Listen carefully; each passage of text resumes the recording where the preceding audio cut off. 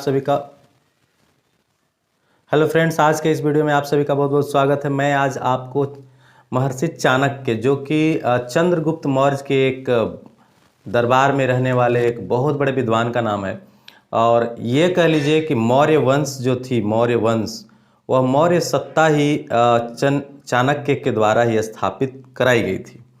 और उन्होंने चंद्रगुप्त मौर्य को बचपन से ही, मतलब 14 से 15 वर्ष की अवस्था से उन्होंने ट्रेन किया, सब कुछ सिखाया, राजनीतिक शास्त्र सिखाया। इसके अलावे जो भी युद्ध विद्याएं होती है, एक टेक्निक होता है एक राज्य को चलाने के लिए, देश को चलाने के लिए, एक महाराजा बनने के लिए जो कुछ भी जानकारी चाहिए, उन्होंने सब कुछ देने का प्रयास किया चंद्रगुप्त मौर्य को।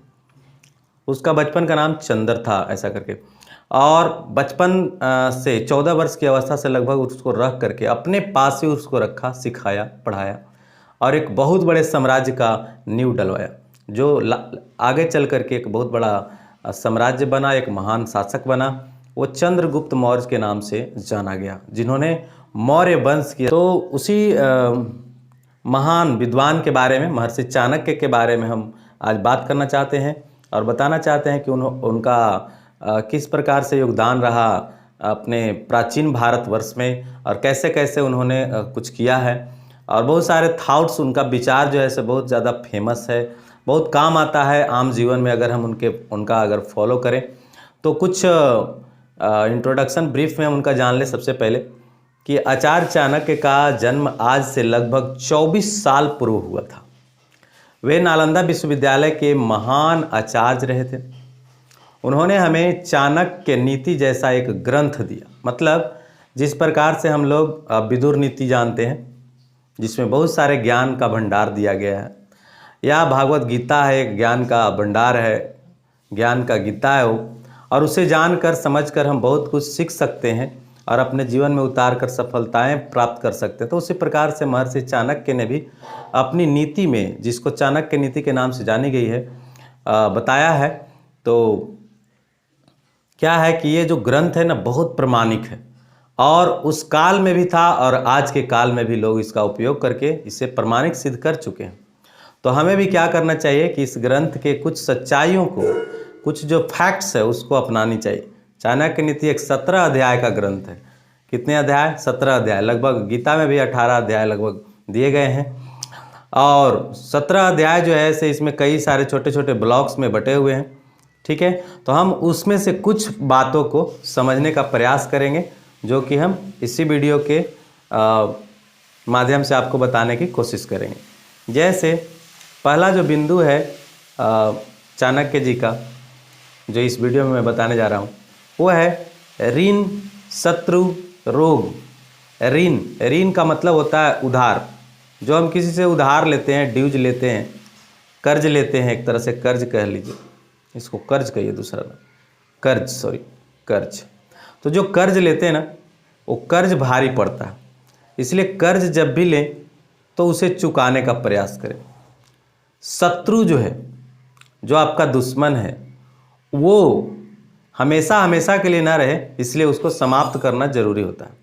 या प्रेम से उसे समाप्त करिए, या जैसे भी समाप्त हो सकता है, पराक्रम से भी समाप्त की जा सकती है, लेकिन करना तो जरूरी पड़ेगा, क्योंकि ये कभी भी आपको क्षति पहुंचा सकते हैं, दुख पहुंचा सकते हैं। फिर है रोग, बीमारियां। अगर आपके पास बीमारी है कोई, या किसी पर्टिकुलर व्यक्ति के पास बीमारी है, तो उसे ख़त्म करना जरूरी है। अगर नहीं ख़त्म करते तो उसके डर से हम भयभीत रहेंगे। अतः ऋण, शत्रु और रोग, चाणक्य जी के अनुसार इसे ख़त्म करना अनिवार्य है। फिर सेकेंड कोट है कि वन की अग्नि, मतलब यदि जंगल में आग लग जाए तो वह चंदन जैसे मूल्यवान वस्तु को भी, चंदन की लकड़ी को भी जो है जला देगी। अर्थात कहने का मतलब ये है कि अगर हमारे पास दुष्ट व्यक्ति हो, आग क्या है? एक तरह से जंगल के लिए दुष्ट है।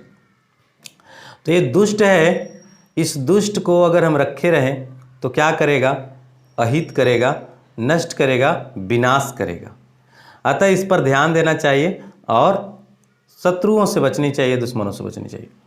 शत्रु की दुर्बलता जानने तक उसका अपना मित्र बनाए रखिए। शत्रु जो आपका दुश्मन है, अगर उसकी कमजोरी आपको पता नहीं है, तो जब तक की कमजोरी आपको पता नहीं है तब तक उसका मित्र बने रहिए।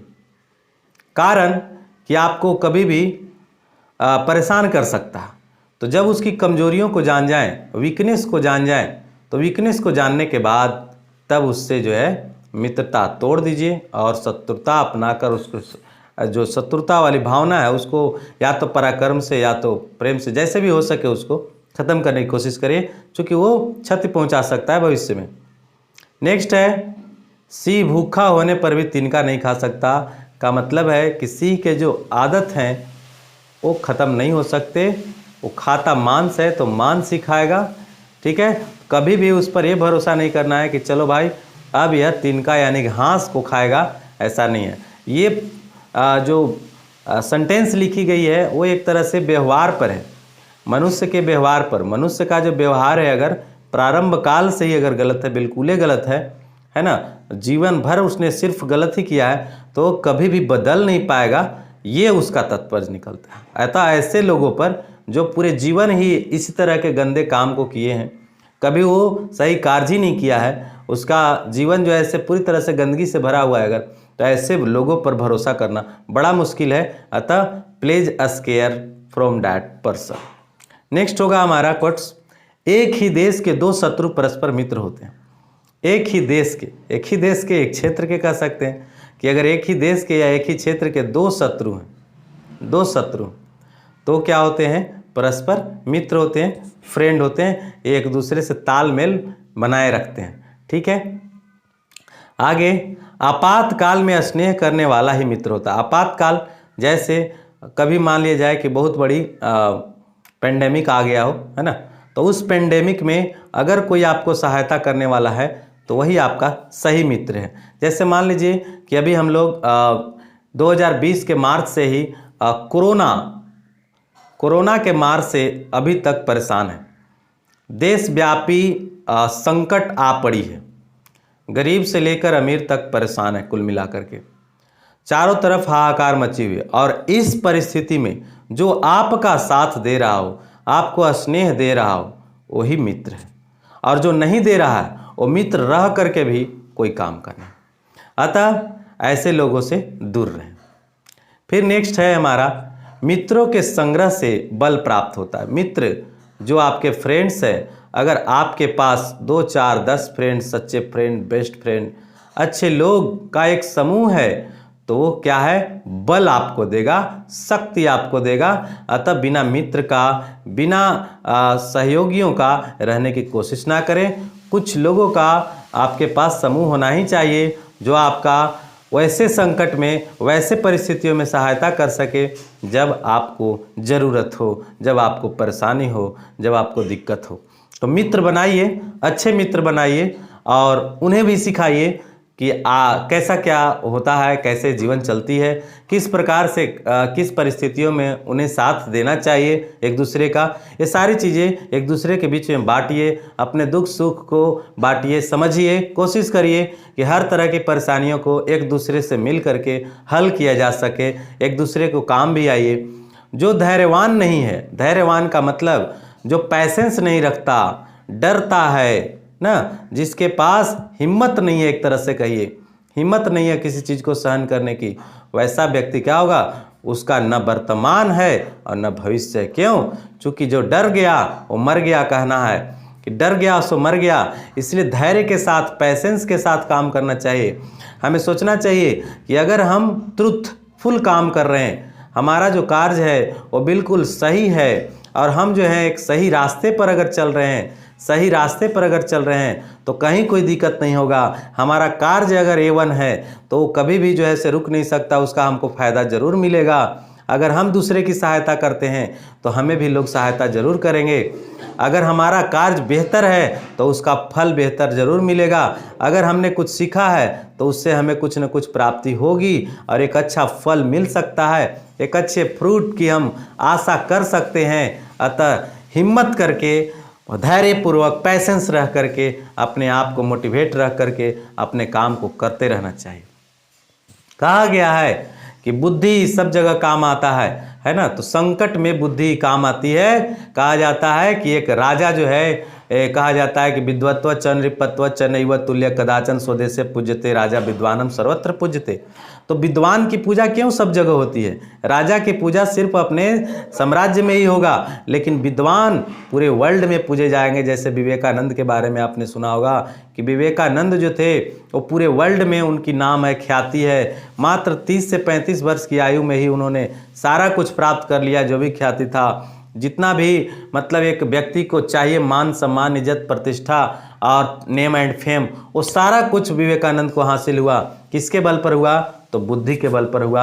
अतः बुद्धि सब जगह काम आने वाला है।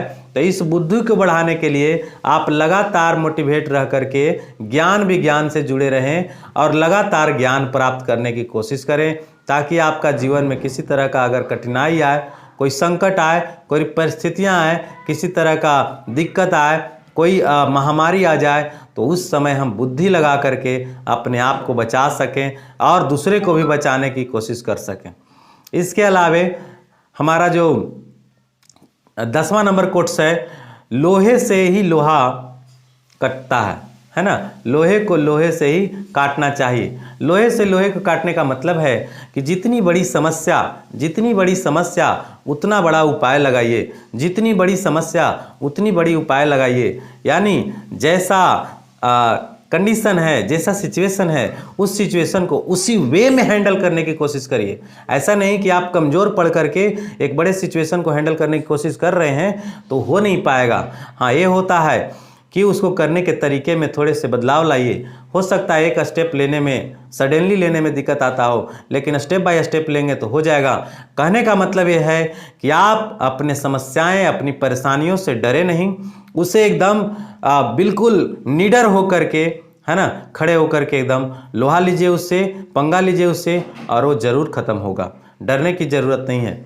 यदि माता दुष्ट है तो उसे भी त्याग देना चाहिए। बिल्कुल सही कहा जा रहा है कि जो आपको पैदा करने वाले हैं अगर वो दुष्ट हैं तो नो प्रॉब्लम, उससे त्याग करिए।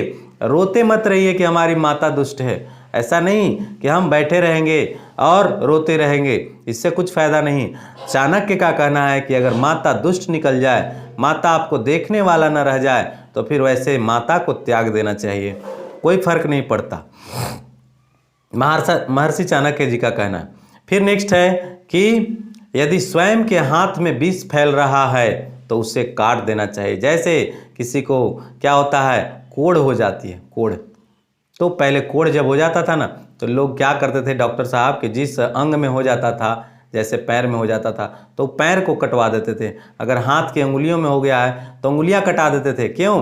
क्योंकि ये जब तक रहेगा तब तक ये और भी आगे बढ़ते रहेगा। कैसे कहा जाता है कि एक सड़ा आम जो है सारे सही आम को सड़ा देंगे, तो उसी प्रकार से अगर हमारे ही हाथों में अगर विष फैल रहा है तो वो हाथ को भी काटने से डरना नहीं चाहिए। जैसे एक बार वीर कुंवर सिंह या कोई और भी व्यक्ति ने ऐसा कार्य किया था कि जब उनको हाथों में गोली लगी थी तो उन्होंने हाथ को ही काट करके गंगा में बहा दिया था, क्योंकि उससे पीड़ा हो रही थी बहुत ज़्यादा, तो उन्होंने उस हाथ को ही बलि चढ़ा दी।